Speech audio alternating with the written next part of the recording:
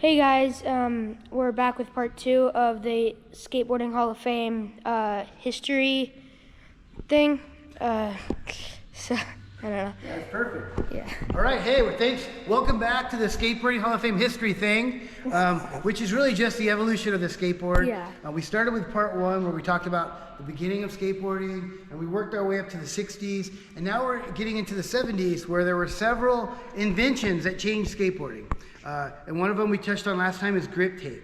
And grip tape now, you will never see a skateboard without grip tape. Every skateboard of today has grip tape. Another one is the kicktail, where the back of the board goes up, so you can use it for leverage. When you're skateboarding, it's much easier. None of these boards had kicktail, but in the 70s, they started doing the kicktail.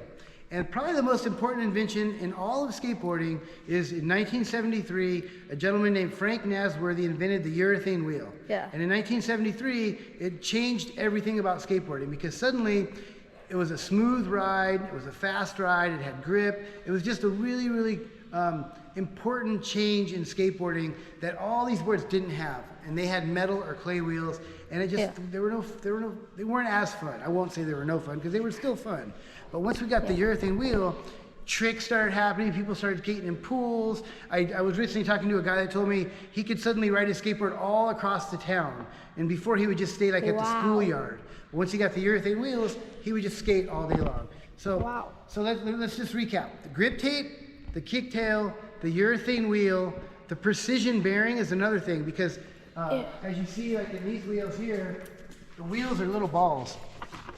Like look in the side. See those little balls? Yeah, I don't know if you can see it. But I don't know if you'll be able to see it, but like right in there, there's little. Yeah, and they would fall out. Yeah, see that little sparkle?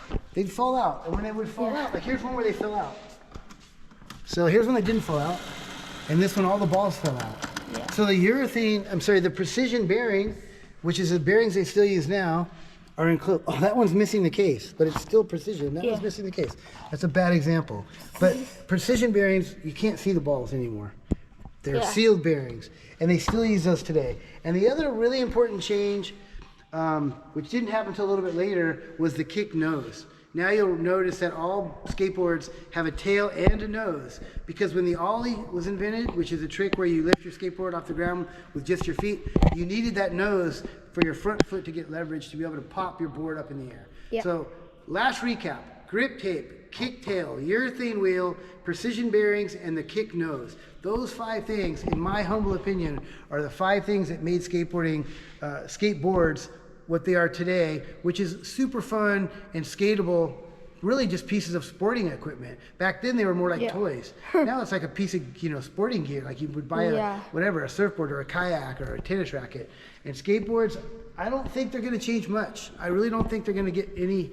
Maybe the materials that are used are going to get better and lighter and stronger, but I think the basic design with those 5 things I mentioned isn't going to change too much. That's part 2. Come back and check us out for part 3 when we get into the pigs. And the pigs are the fat and flat boards of the late 70s and early 80s. Yeah. Thanks for watching. All right, so these are the boards you showed us. Like, see right in there, it has like a case and stuff.